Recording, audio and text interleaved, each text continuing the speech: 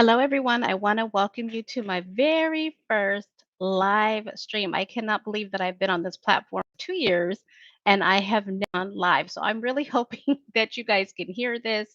But as you know, I am challenging myself with not only going live, but going live for 10 days straight. So it'll be this week, Monday through Friday, and then next week again, Monday through Friday. So I'm excited. Today is day one. And I wanted to create a series that we can talk about some of the questions that I get, but really this was a chance for me to interact with you as well as the audience. And so thank you so much for joining me today. I will make sure that this is posted a little bit later. But before we get started, I wanted to let you know that I have been working behind the scenes for you. So if you've been with me for a while, you know that I love a good checklist. So, to help those of you in the process of creating your businesses, I have created two free checklists to help aid you in that journey. So, both are absolutely free.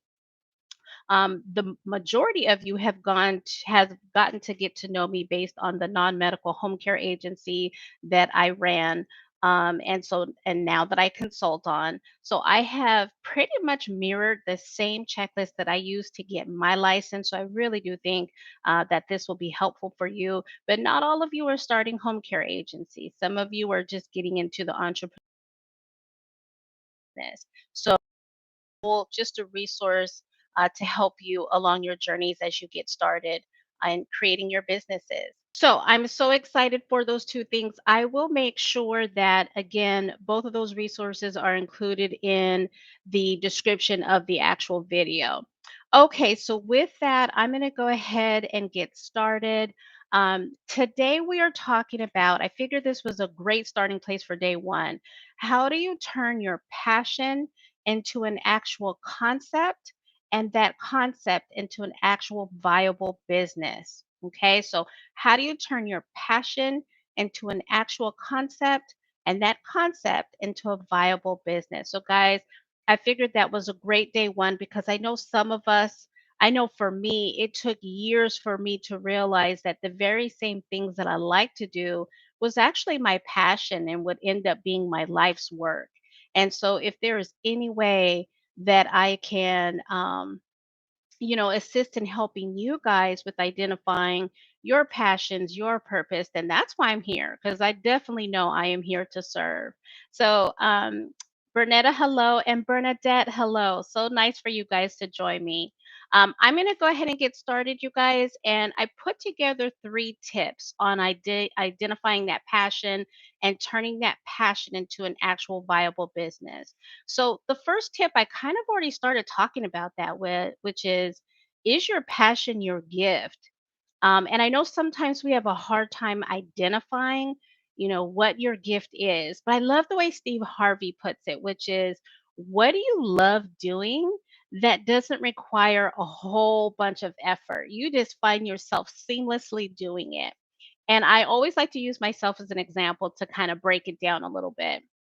In my career, in my younger days, people would say, "Oh, Fujika's a social butterfly," or, Fujika just loves people. And, I kind of word that as a badge of honor. I do love people. For those of you that know me, you know that I love just speaking, talking to you, getting to know you, understanding your journey, and sharing mine.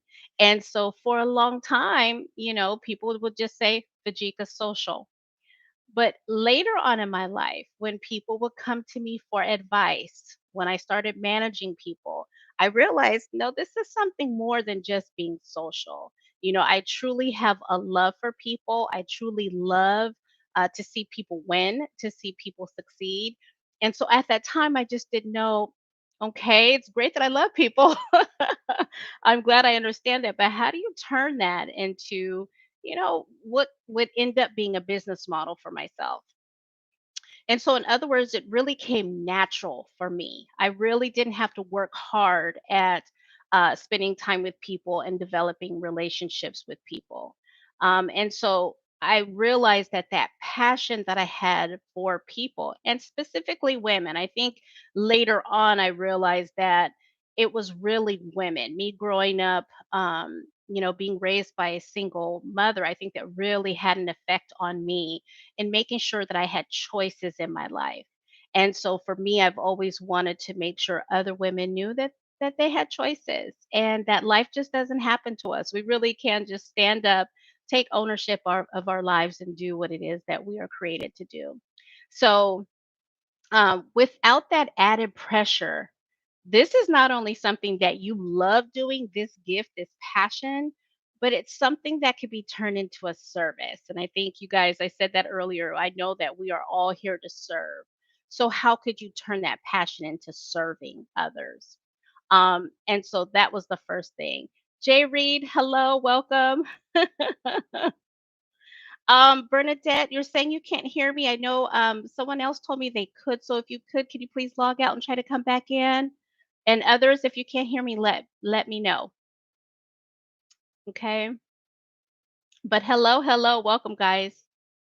So that's the first tip is just really, if you're not sure, what that passion is, really spend some time with yourself and understanding what you're passionate about. And to help you discover that passion, this is something that you kind of do easy.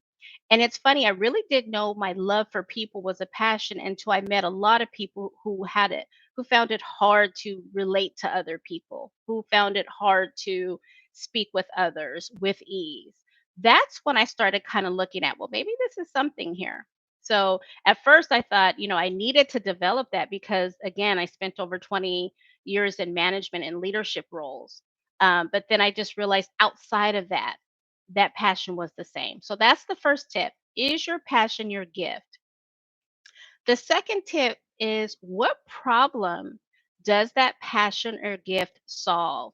Because it's one thing to be passionate about macrame, but if no one else is looking for macrame, then I don't know if that's going to be a valuable business for you. It may be a great hobby, but is this going to turn into a business for you? And so, for those of you who know me for a while, like I know the Bernadettes, I know Bernetta, you guys have been with me for a minute. But most of you know that when I started my YouTube channel, it truly wasn't, in my mind, a business proposition. When I initially started my YouTube channel, it was because when I went through getting licensed for my non medical home care agency, I turned to YouTube for help because the process is lengthy, it's rigid, and some parts of it I really just didn't know what I was doing, and I really didn't know who I could reach out to for help. Um, so I turned to YouTube and I found a lot of great resources. However, none of them were specific to California, which is where I reside. And so initially, my thought was, okay, and also I did try to reach out to consultants, but they were just charging way too much. And so for me, I felt, okay, let me just put the pedal to the metal and learn and just acquire knowledge and look this stuff up and look at other YouTube channels. But along that way, I promised myself if I got licensed, then I would help other people who were frustrated going through the same situation that I was. Little by little, as I'm doing these videos and just sharing the knowledge, just sharing what I accumulated, what I learned through the process, little by little, people started saying, hey, well, can you help me? Is there any way that you could spend some time with me? I need help too. So those people were in the same situation that I was just less than a year ago.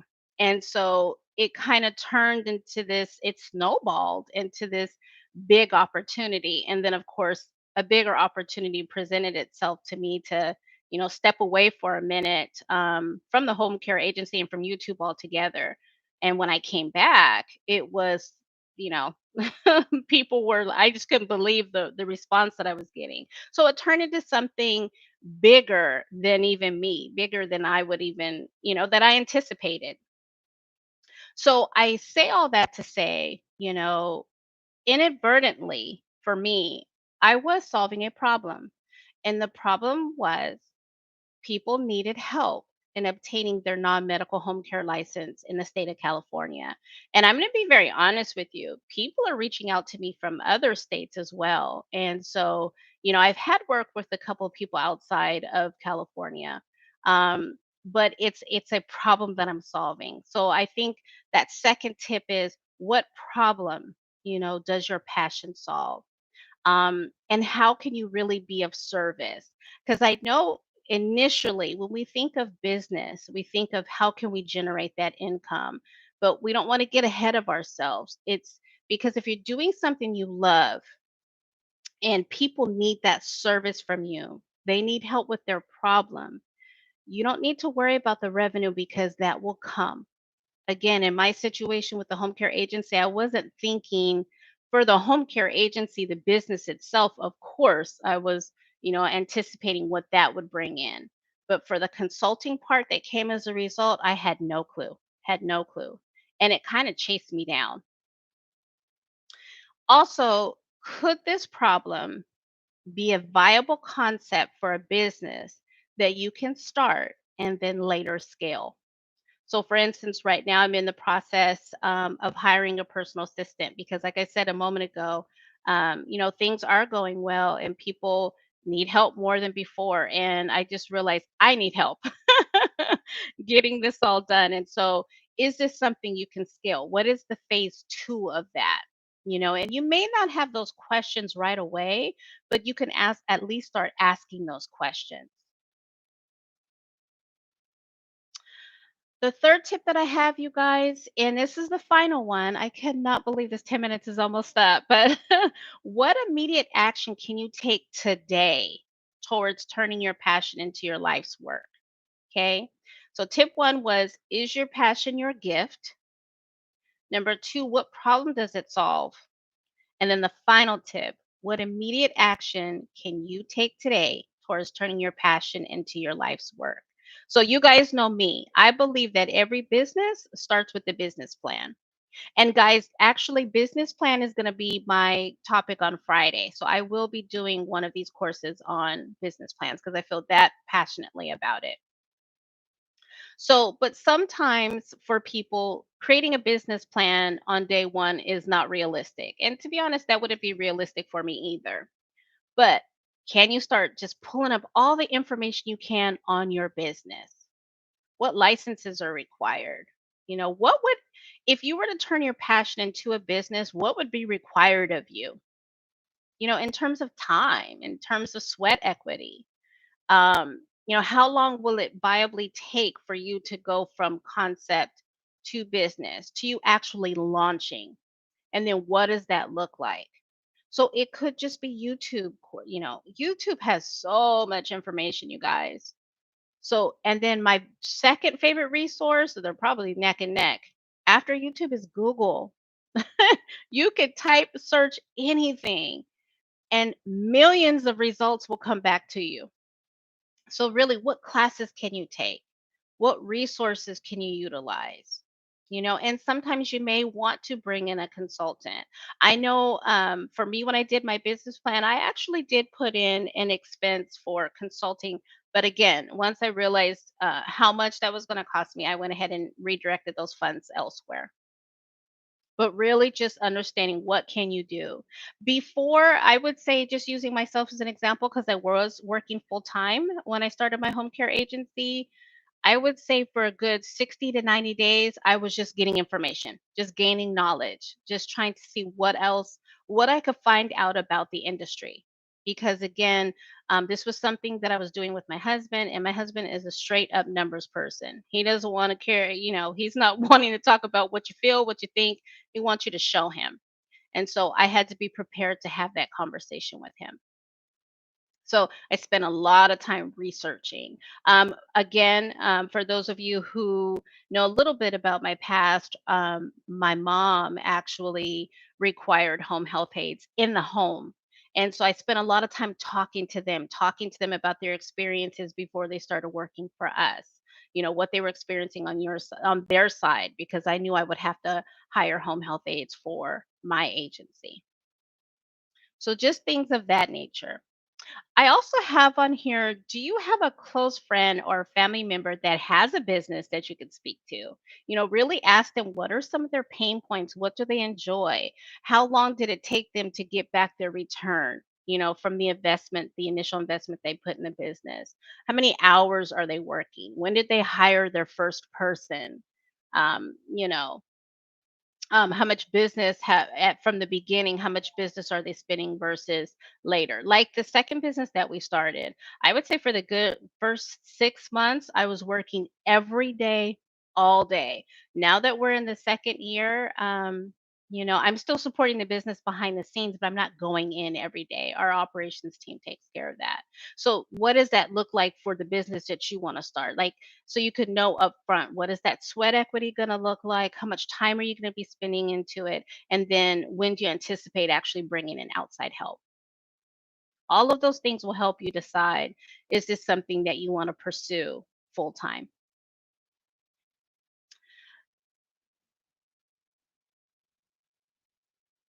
So, Frost Supreme, thank you so much for joining. Where to get business funding? So, I actually do have that on my list of um, topics. I can't tell you what day it is right now, just because I'm still working on the days. And there are private grants out there. So, guys, depending on um, like, I will just say this because this is what I am. I don't know, your makeup, but for me being a minority, for me being a woman, for me wanting to start a business because my business would have, you know, um, the majority of the ownership being owned by a woman. Just from those categories, there are plenty of grants out there. And guys, when I say use Google as your friend, it is truly your best friend. Simply Google, what grants can I qualify for as a married, black woman, something like that. I'm just using that as an example. Um, but I do want to tell you that I do have that on here as the day to talk through funding because I know that's something you guys are really interested in. Bernetta, what new laws changed for California? I when I go through my home care, because I do have a day specific to, because I know you're referencing California, just from knowing you from before. I will go through that. Off the top of my head, I can't think of any new laws. I know I did see new COVID requirements the last time I went through the licensing requirements. That was an update from before. But I will have a look. And whatever day that I go into the home care topic, I will make sure to have that for you. That's a great question. Great question. And Frost, if you have any, Frost Supreme, if you have any specific questions, make sure to put it in the chat. And on the day that I do funding, I will make sure to address it there. Okay. So, guys, we are absolutely over that 10-minute mark. Bernetta, you are so welcome. Thank you for supporting me here. Guys, I do want to thank you for joining me. Tomorrow's topic, I can tell you for sure, is I'm going to be talking about the employee hiring process because, guys, you really want to make sure that whoever you hire for your business, that these are people that are going to add to your business and not take away. And it's critical that you have the right people on your team. Trust me. I have so many stories for these last couple of years. I'm sure you guys have some too. And so it's important that you have the right people on your team. Okay. You guys, I want to thank you so much for joining. Do not forget, if you didn't hear me at the beginning, I have created 2 checklists because I think that's very important. If you can't get that business planner right away, you want to make sure you have a checklist to organize yourself as you pursue your businesses. So I will make sure those are in the description. Those are free. I created 2 resources for you guys that are absolutely free. It's just for your use. Okay, guys, that's all I have. You guys stay blessed. Have a beautiful day.